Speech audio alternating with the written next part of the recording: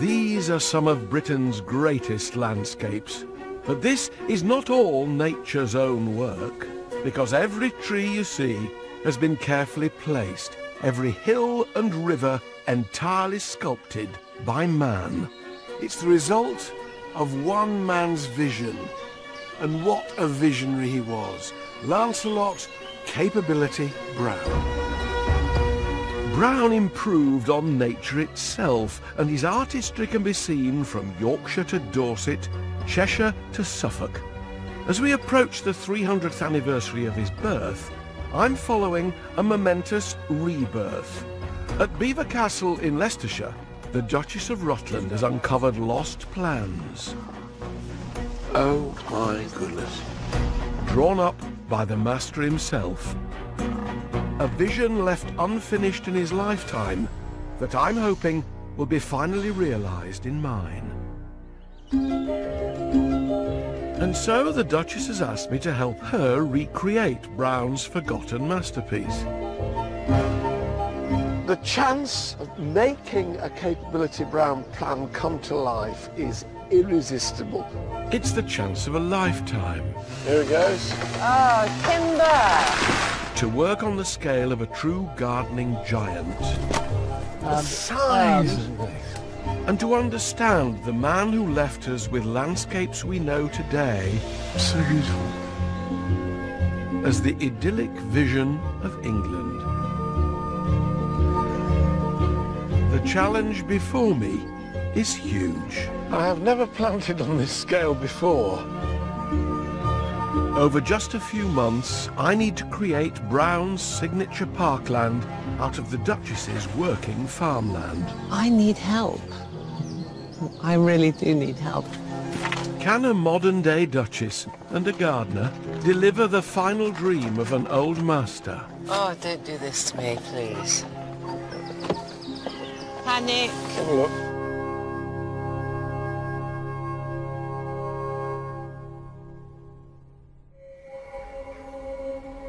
Capability Brown sculpted the earth around hundreds of England's stately homes, creating some of our most beautiful landscapes. Parkland meadows that change with the seasons, framed by great woodlands.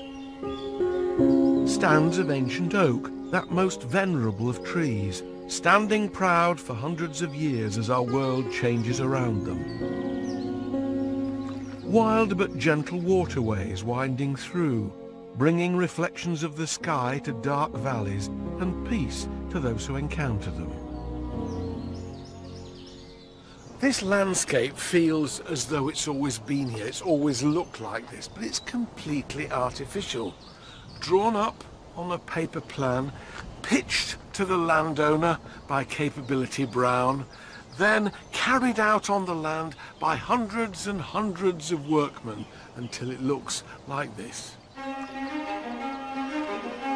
At Blenheim Palace in Oxfordshire, Brown flooded an entire valley almost to its brim, creating a vast body of water.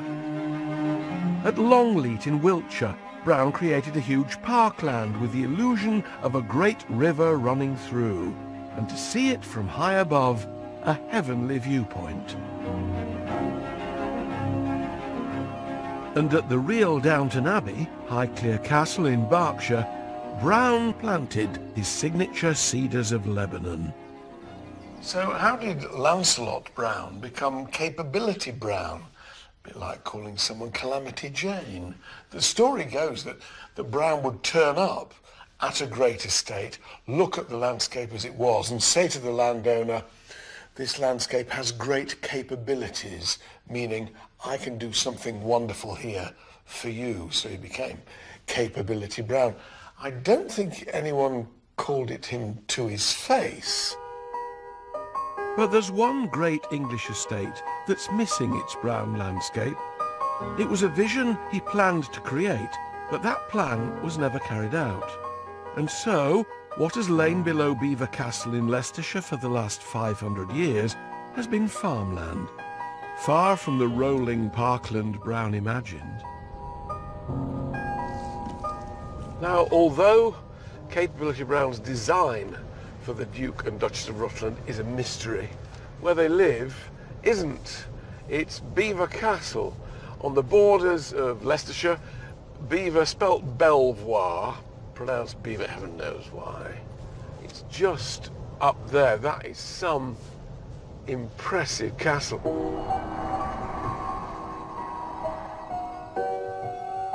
This is the ancestral home of the Dukes of Rutland. The families lived on this hilltop for almost 1,000 years. The land was a gift from William the Conqueror after the Battle of Hastings to one of his barons. Now, I've never set eyes on a genuine Capability Brown plan for an estate before, so for me this is a bit like the search for the Holy Grail. It's incredibly exciting. Belvoir Castle is really a mansion house, which means it was built as a family home rather than fortified to be defended, but it has a butler, so to me it's a castle. Oh, what a day! Good morning. Lando, welcome to Belvoir Castle. Thank you very much. Follow me and take your coat. Thank you. Oh, gosh. I have an appointment with the 11th Duchess of Rutland. Hello. Your Grace, Mr. Alan Titchmarsh. Duchess, lovely to see you. Very nice to see you. Lovely. Well, I'm glad you're warm. It's I know. perishing out there. Call me Emma, won't you? Oh, that's very kind. Can I call you Alan? Please. Yeah. Well, welcome. This is the only hall I've ever been in where there's a fire at both ends. I know. You need one, don't you? Come on in. Right. We're going to go and get you a nice cup of coffee, Well, I that will hope. go down very well. The 11th Duke and Duchess of Rutland, Emma to me now, moved into the castle 16 years ago. Emma is mum to 5 children who grew up running around this incredible building. There's about 224 rooms, about, how many windows? About 450 windows. There's 2,000 light bulbs. And the other day we changed them to energy efficient light bulbs. Well, all 2,000 of them? All 2,000. So this is the Regent's Gallery. And I think this room is about 130 feet long. This is amazing. Look at that. Isn't it amazing? Oh, it's beautiful. It's a long old walk, I'm afraid. Here's the hidden door. I feel as though I'm suddenly in a fairy tale, a vast castle of surprises. From the archives deep below the castle, Brown's newly discovered plans are brought up above stairs and laid out in the library in front of me. This is Peter Poden, our archivist, Hi, Alan. and John Phibbs, who is the national expert on, on Brown. Capability Brown, just say that little I'm story. standing here 6 feet away from the horticultural crown jewels as far as I'm concerned. It's, well, drawings proposed for Belvoir Castle by Mr. Brown. Can I open it up, Peter? Yes, please do. So tell us, so how old is it, this? This is 1780. I've never seen anything like this before. Gosh. This is, This is the plan. goodness me. This is Brown's plan. Here we are, planned for the intended alterations of Belvoir Castle by L. Brown, 1780. Oh, look. Incredibly, the plans predate the current castle. Brown's eyes saw an even older building on this hilltop. It was a much easier castle to look after, wasn't Yeah, it? it would have been. Lovely. Less turrets, I bet you wish you'd less had this. towers, I certainly do. Gosh. It's so unexplained in his signature. This is priceless. Biographers of Brown over the years have always said, oh, well, nothing happened at Belvoir because Brown died. So nobody really bothered to come and have a look. Can you remember the moment that you actually found this then? Well, do you get a kind of big heart palpitation? I can't take the credit for discovering this. Her Grace discovered this. Well, a certain local gardening person kept ringing me and kept writing to me and saying, you have got, I'm sure, the original Brown plans in your archives. And so I went in with this lady, and sure enough, they were there, and she said, this is extraordinary. Brown has been a legend all my life. Oh. To see plans that he designed, to see his signature on the corners of pages. I mean, there isn't nothing else like this in the world. I just think it's astonishing. But there's even more. No. We have something far more exciting. This is huge. That was you that found this, Peter, wasn't it? It was, yes. Oh my Isn't it goodness. amazing? So this is a much bigger plan. It had been mounted like this in 1780, specially to hang it up. Yes. Am I alone in feeling quite emotional about this? It's amazing. What I'm being shown is not a planting plan for a garden, but a concept for a vast landscape. The plan shows a seemingly wild parkland nearly 2 miles wide. Clumps and scattered trees with barely any discernible structure. No fence or building in sight. And flowing through its length, a majestic serpentine river. These plans are sales pitches from Brown to the 4th Duke that say, "Employ me at Belvoir and I will give you this." How do you rate this in terms of Brown's work? Brown is the greatest garden designer in England, possibly in the Western world, and this is one of his vast, great, last masterpieces. Within them is embodied the whole idea of England and nature and liberty. It's a very great late work. This is 3 years before he died. He's an old man now, and this is almost the final thing he did. This is his dream. Oh, so exciting.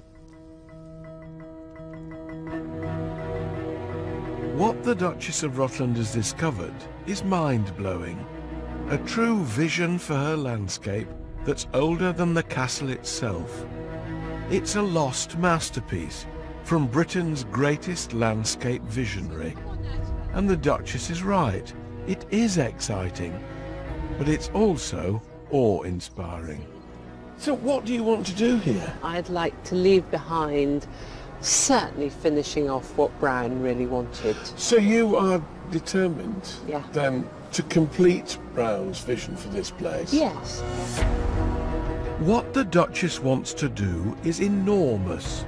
To create Brown's vision will mean planting tens of thousands of trees, turning thousands of acres of farmland into parkland, and making a new river to match the scale of her castle. You don't have to do it. I mean, do you really like what he did, or do you feel obliged to do what he did? I feel this immense sense of, I suppose, responsibility to leave behind something that one day people can say, that was the 11th Duchess, and she really set out to do and finish off what was started before. You realise this plan is like the Holy Grail as far as I'm concerned. Is it? I'm not interested in Magna Carta. Well, I am. But I'm more interested in your capability Brown plan. This is Brown's actual plan. Yes, it really is. Wait, I can't wait. This really is a brand new Brown landscape to add to the 270 odd that we know about already. It's almost as if the curtain's gone up, and it's up to us with that material and information that Brown left us to create his vision. This really would have been his grand finale.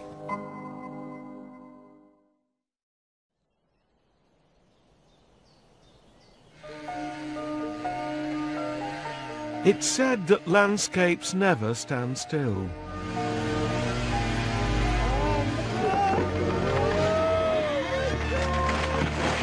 And as a dead tree is felled on the Duchess of Rutland's estate, So sad doing that, isn't it? so she's hoping to bring life to tens of thousands more by recreating the lost masterpiece of Capability Brown for Belvoir Castle. Capability Brown has always been something of a hero of mine, and I've gazed upon his landscapes and admired them for donkey's years. So to actually be in one and to see those maps and the book with his signature at the bottom, of something he intended to create is rather like asking someone who likes singing to duet with Frank Sinatra. He is a giant among landscapers, the giant, the figure who tried to make British landscape even better than it was in nature. The Duchess will need to make big changes to realise Brown's vision. Belvoir is beautiful farmland, but it's not yet brown. There is a neighbouring estate where we can see what the master did while he was still alive. Burley House in Lincolnshire.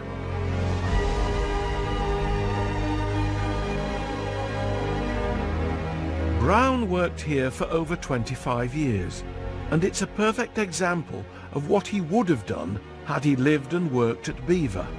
Every single Capability Brown landscape is different, but they do have elements common to all of them. One of the common elements is clear to see here.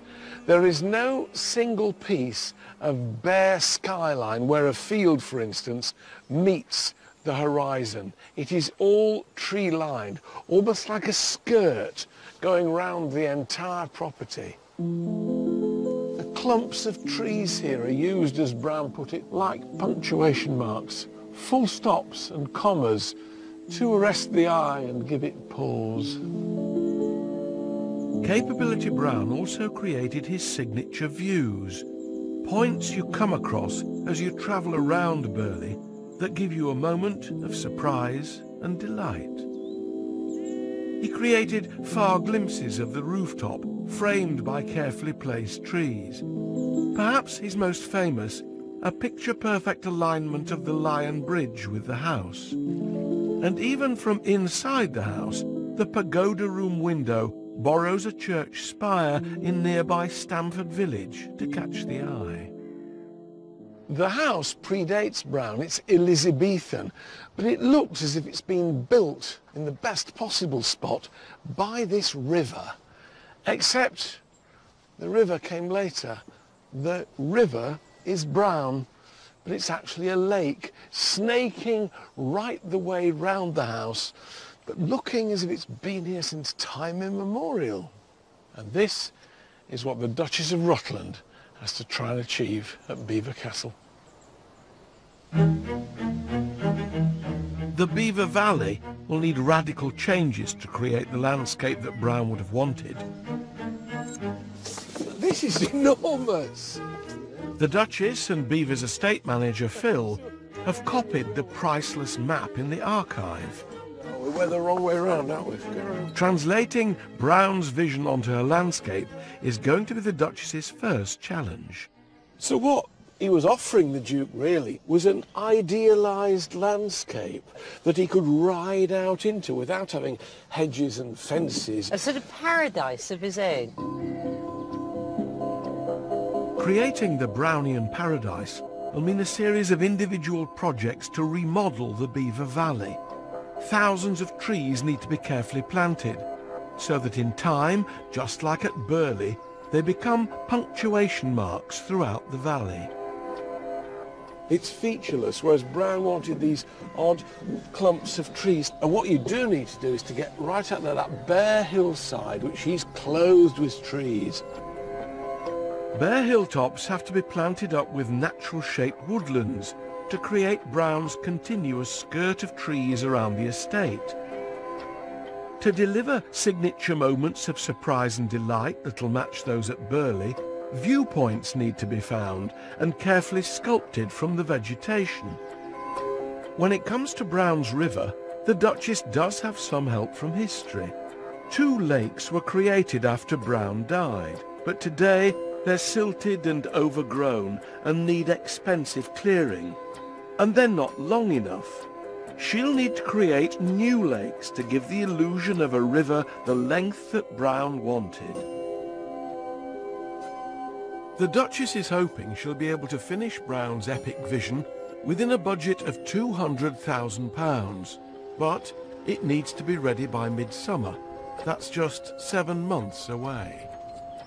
What I'd love to do in July is have a little bit of a celebration for his 300 years. Do you think you could be there with me? If you can make the weather slightly warmer than it is now, you won't be able to stop me. But the chance of getting my hands and being part of making a Capability Brown plan come to life is irresistible. But I just hope it's not as perishing as this. Come on. The castle the Duchess calls home is one of the dwindling number of traditional English family seats. The heartbeat of tradition and history is still strong here. The butler has to climb the towers to wind the castle clock every week, and the bagpipe player is also the castle rat catcher. The Duke of Rutland's foxhounds have lived here since 1801. Their bloodline is over 300 years old, and today they still trail hunt 3 days a week. Belvoir is also a modern business. Paying guests visit for over 100 days of game bird shooting a year, and thousands attend castle-style weddings. We do everything you can imagine to keep the roof on. There is about 2 acres of roof, and it costs about $500,000 a year to live in the castle and to ensure the art. I spend about £100,000 each year just on the windows and the lead and everything to do with the mechanics of the castle being functional. The Duchess grew up a farmer's daughter in Wales, training as an actress in London before meeting the Duke. Although they've separated, they both still call the castle their family home.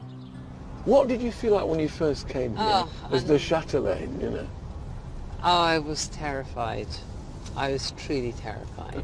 And I ran round the corridors of that castle thinking, where do I start? And the first thing that happened was that luckily my mum took all the children down to Wales to a caravan holiday, and I stayed here at Belvoir with all the box of keys and just went through every door because I'm very nosy and I wanted to see what was behind every door. And then I just began to understand my space. The Belvoir estate covers 25 square miles. Nearly 5 square miles of this is woodland and the rest is farmland. All country estates have become much more conscious about paying for their upkeep. Yeah. Safari parks, pleasure grounds. Why Capability Brown, which seems rather sophisticated? I know. We've been left with this amazing plan. We have luckily not got a safari park in the back garden. We haven't got an adventure playground, so it's almost totally untouched. The potential for something really amazing at Belvoir seems to be there. I just hope that I can help the Duchess and live up to Brown's vision.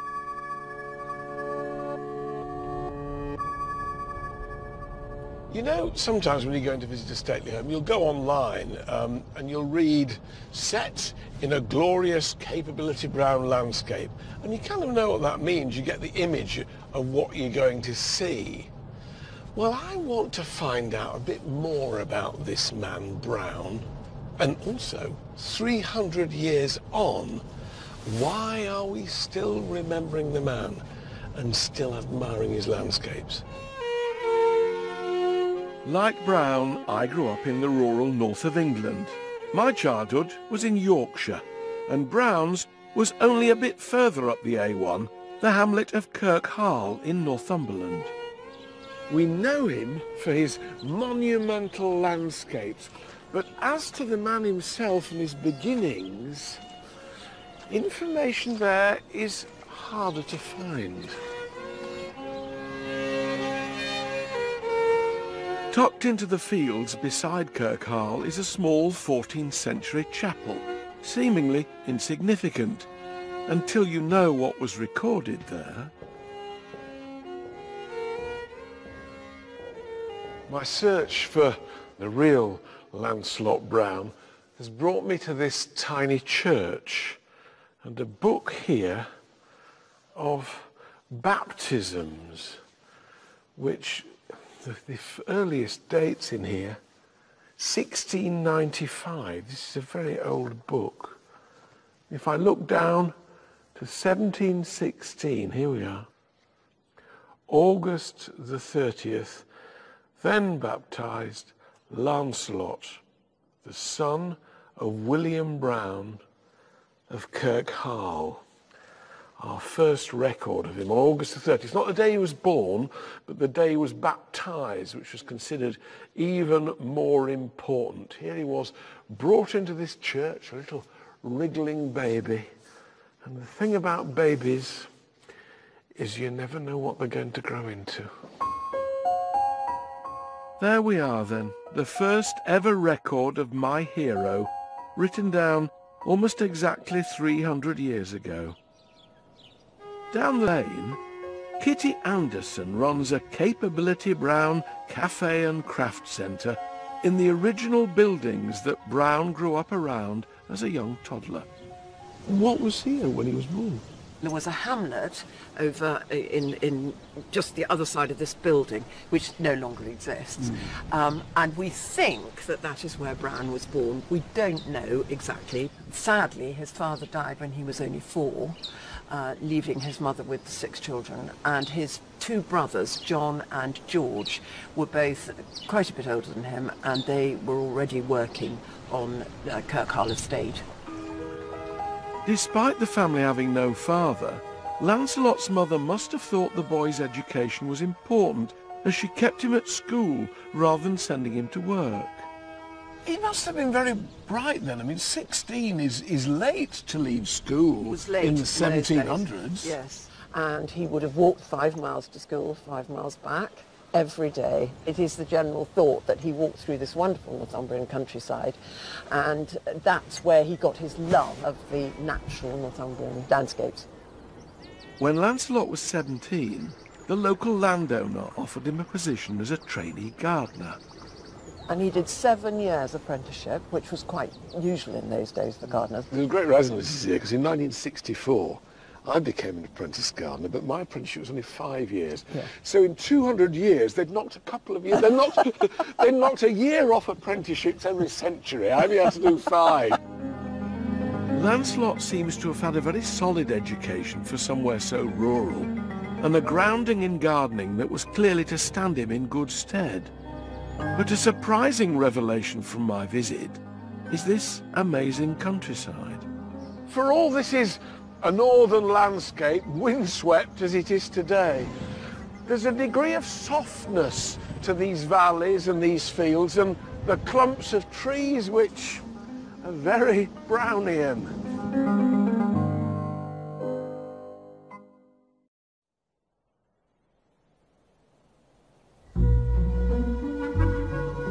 The Duchess of Rutland has a problem.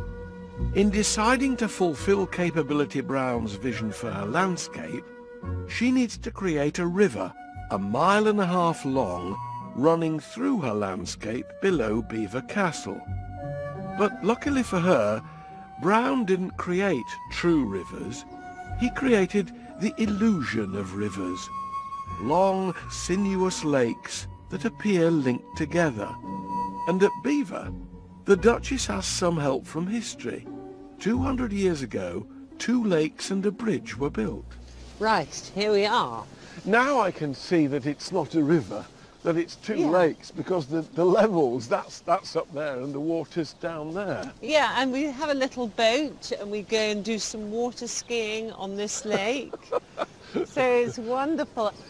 This is very exciting because this, for me, is Brown. Right. He's made a bridge between 2 lakes. Yes. There's an enormous disparity in height here, a good 6 to 10 feet. Yes. Between, and this bridge, it's utilitarian because it's taking the road. Yes. But it's also aesthetic because it's joining this on and making this look like a river sweeping through. Really? Yeah.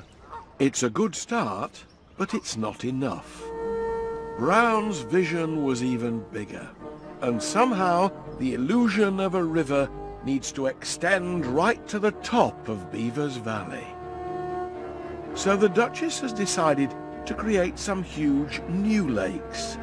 Through the winter, Beaver's diggers have been shifting thousands of tons of the landscape around. Massive craters have been created in the Duchess's farmland, which will hopefully become 6 million-gallon lakes. Phil, the Duchess's estate manager, is responsible for getting this ready for planting before spring.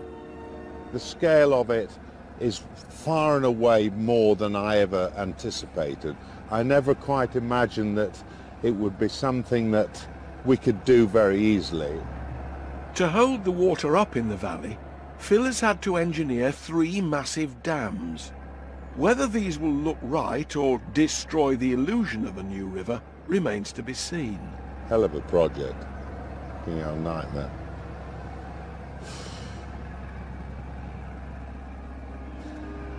If these lakes end up looking like municipal ponds, it'll be a disaster. Crafting them into the landscape will be the biggest test of the Duchess, because Brown was Britain's greatest ever lake maker. What looks to visitors of Longleat Safari Park like a river flowing through Brown's parkland is, as in so many of his landscapes, a series of ponds, the joins hidden by planting and bridges. This use of water was an exciting new invention of Brown's for 18th century clients. Brown is responsible for quite literally hundreds of lakes in England that never existed before he came along. Perhaps the most recognisable of them is here at Blenheim Palace in Oxfordshire. It's certainly, to my knowledge, about the largest stretch of water he ever created. It goes underneath this bridge right the way down there, that way as well, stretching round the corner and out of sight. So how did Brown achieve this? To find out, we need to wind back the clock and go underneath the waves. If we drain the Great Lake of Blenheim, what's revealed underneath is a natural valley. Once the water's gone, the size and scale of this bridge is apparent. The little stream that is the Glyme flows through the central arch, at that time the largest single span in England. The bridge was planned and built while Brown was still a child. It was designed to be even bigger, with towers and a stone colonnade running above me. But even half-built, it was considered totally out of proportion. New landscape designs were tried out in the valley, but still Blenheim was never considered balanced. It wasn't until Brown was 47 that he received a summons from the 4th Duke of Marlborough, calling him here to Blenheim to assess the capabilities of the landscape. Brown proposed to flood the valley, but doing that's not as simple as it seems. This entire valley had to be made watertight. The base of the valley would be lined with a 4-foot layer of clay, into which was mixed lime to discourage burrowing animals. On top of that, 2 inches of crushed chalk, and then another layer of clay, which gradually thinned as you got towards the banks. It was a most phenomenal achievement.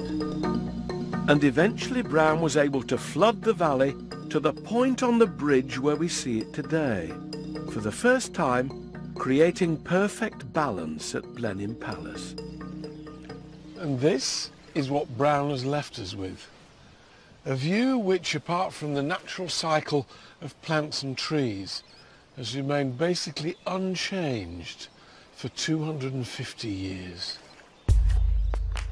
The new lakes at Belvoir are being created in the same way as Brown created Blenheim's. The team has discovered clay 15 feet below ground, and the diggers are spreading it out across the lakes and compacting it to make a watertight seal.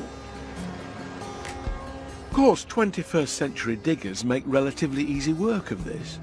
But how would Brown have made the lakes at Belvoir should he have lived to see the work done? What we've got down here is the uppermost lake, which is going to be the silt trap. So any silt that's brought down will stay in this top bit of lake here. Before it, the water carries on down into those lower ones. And these lakes here are lined with clay, puddled clay, when we get down there, you'll see what clay's like. But the way in which Capability Brown would make sure that clay was puddled and it was paddled and made sort of rather like plasticine was to get a flock of sheep in. And all their little feet going over and over the bottom of this before it was filled in with water would puddle it and make it impermeable for the water. Well, the Duchess has very sweetly said we can show how it might have happened by getting a flock of sheep, which at the moment appear to be walking in entirely the opposite direction, and running them down into the bottom here of the clay-filled depression before it's filled with water. So by putting the sheep in there and letting them paddle around, you'll see how Brown would have done it. Walk on. Come by. It never ceases to amaze me. I can stand and watch a shepherd work his dog for hours. Lie down. Walk on. Lie down. Lie down. Come by. Walk on.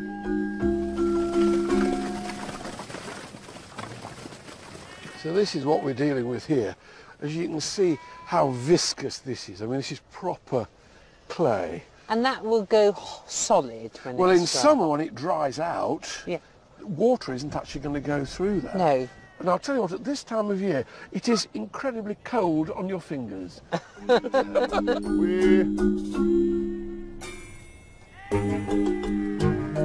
down.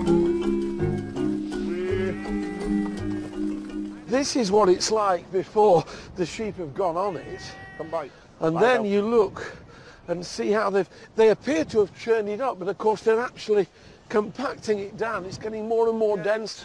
And, you know, I always say to people, if your ground's wet, keep off it. Yeah. Because if you walk on your lawn when it's really wet and muddy and then it rains afterwards, the water doesn't go down. This is exactly that on the grand scale. And then it goes to concrete, doesn't it? Yeah. Come by. Well, do you know, it's a lovely sight, though, isn't it, really? Seeing a flock of sheep making your pond for you, really.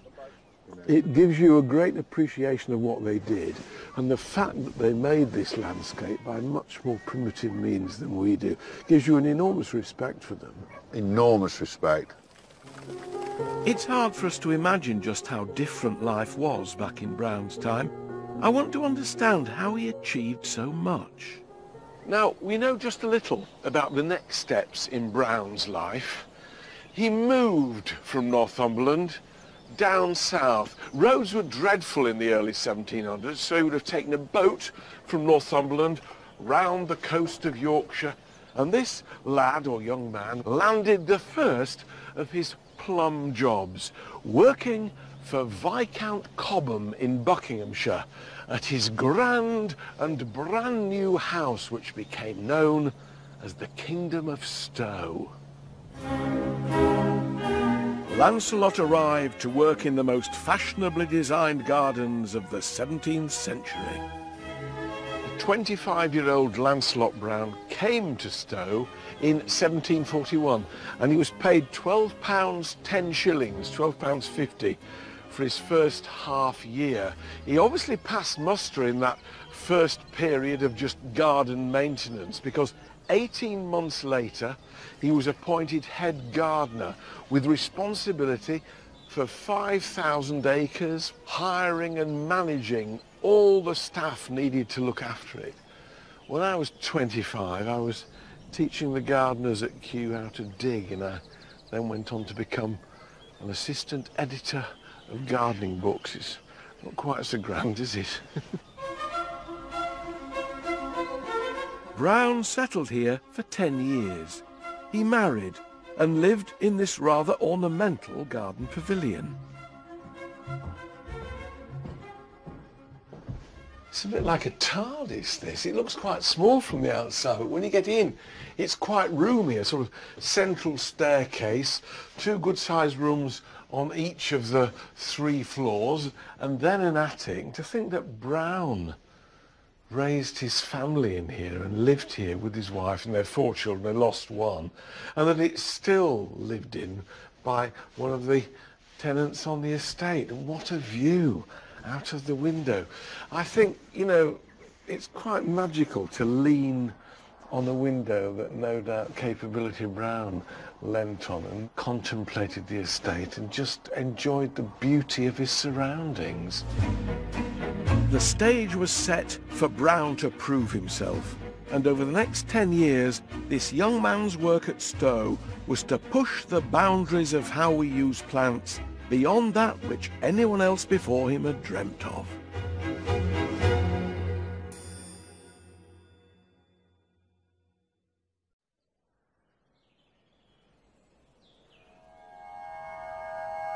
Recreating the lost vision at Belvoir Castle has set me on a mission to understand who Capability Brown the man was. At the age of 25, he landed a job at Stowe, working for Viscount Cobham. Here, he was to change the way we gardeners look at planting forever. Now, I want you to forget for a moment that this is a garden and think of it instead as a gigantic theme park, a bit like Disney World or Alton Towers. And it indeed was the garden with the first ever guidebook to its attractions. And at the front of it is a plan showing all the different zones. Think of it sort of future zone, the pirate zone or the space zone, but here there were zones like vice and virtue, debauchery. There was a lot of naughtiness in this garden. The movers and shakers of Georgian society were invited to visit Viscount Cobham's gardens, and the attractions they found were statues and temples stuffed full of hidden political and literary meanings to decode. Young Brown was responsible for maintaining the gardens, which, for their time, were planted in a radical new way. They were informal and naturalistic, as if nature itself had grown up pleasingly around Cobham's follies. What Brown must have realised was that here was a landowner who wasn't only wealthy, but was at the vanguard of taste and fashion. Lord Cobham was growing old and decided he wanted a third zone to add to his theme park of a garden, something that would really blow visitors away and make sure he went down in the history books.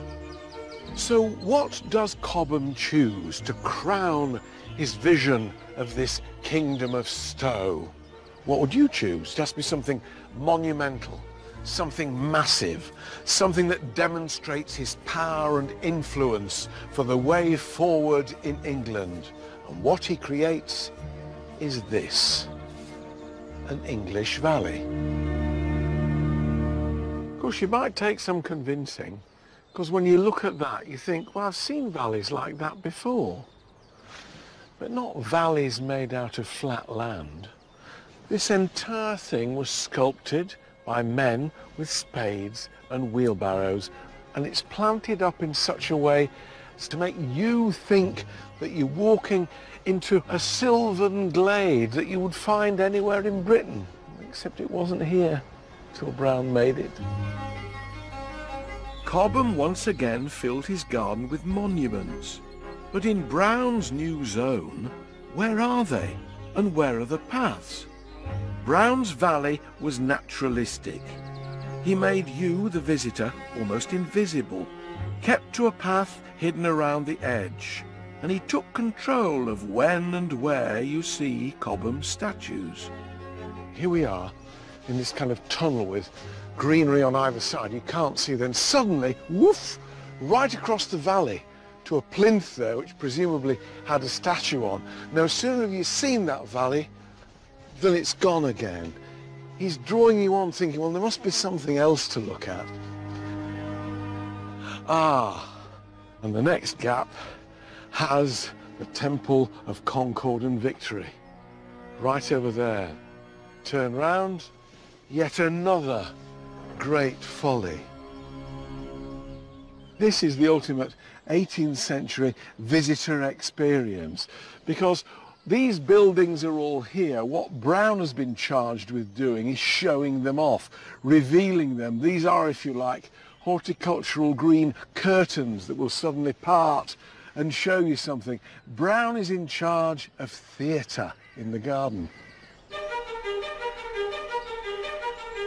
There is an enormous amount to achieve at Belvoir Castle. But as well as having lakes and parkland to make, I want to get the Duchess to start to see her landscape like the theatre set that Brown would have made. And I've found a spot to make some careful changes. As her visitors travel down a track, a small opening in this tree line should provide a tantalising glimpse of the view beyond. She just needs to get it right. It's a miserable January day when I pitch my idea to the Duchess and her forestry team. What's happened here, what probably was a hedge, as seeded trees have been allowed to grow up, and you've now got a complete screen when the leaf canopy comes into play in spring. You do. So you don't see that Brownian landscape over the other side. It's completely cut off. Yeah. What Brown used to do was to have complete discrete areas like this, Yeah. but they weren't totally cut off from the next one. Each one would lead to another. We now have to decide which ones go. This is a scary moment. If you start taking sort of scrubby bits out first and the bits that have fallen over, and eventually we can get to a point where we're seeing what's through there, Yes. not just clearing the whole lot and having a blank view, but being teased and led on, and we should be able to thin that out with Dave's help and his chainsaw. Dave has been Belvoir's woodsman for 30 years, and Richard is the Duchess's forestry consultant, who's going to make sure we don't cut down any trees we don't have a felling licence for. Here it goes. Oh, timber! The view begins. You can see what's going to happen now, can't you? I mean, we just have to stand here now and watch this window being made. It is exciting. And when it's gone, there'll be an immediate view across to the lake. There will. She seems to be getting the idea. Oh, wow. Now that we've done this and they're coming down, you can tell it was the right thing to do. Yeah. Here we go. Oh, my goodness. I think that's about enough. I can leave it in the Duchess's capable hands to finish off Brown's tantalising glimpse. So when Dave's finished here, and it's not going to take him long, you're going to have now this wonderful landscape looking through in summer. It's going to be beautiful. Thank you, Mr. Well, it's my pleasure, man. I'm spending 7 months watching the new landscape unfold at Belvoir. Having been a gardener all my life, watching something develop on the scale that Capability Brown worked on is quite an education. By early summer, the Duchess tells me that the glimpse view is in leaf and ready to reveal to me. This really is the only way to travel, isn't it? And would I like to see it in a horse and carriage? Yes, Your Grace, I would. How exciting. Now, I'd left the Duchess in charge of creating the small opening in the hedge, but I'm learning that sometimes Duchesses go off on a tangent and do things you don't expect. That's changed a bit, Alan. Anyway, you be on this and tell me what you think. I will. We're coming up to it. Oh, so this slight felling that I suggested, this is the produce of the slight felling. Well, it's not a peep, it's gone. Can we stop for a minute, Danny? Stop a minute, Danny, please. Panic. Oh my God, Alan. Well, it's just all gone. Oh, don't do this to me, please. Have a look. Oh. I had wanted Brown's theatre curtain of trees opened just a little to create drama and intrigue. Instead, it's become like an empty stage with the house lights switched on.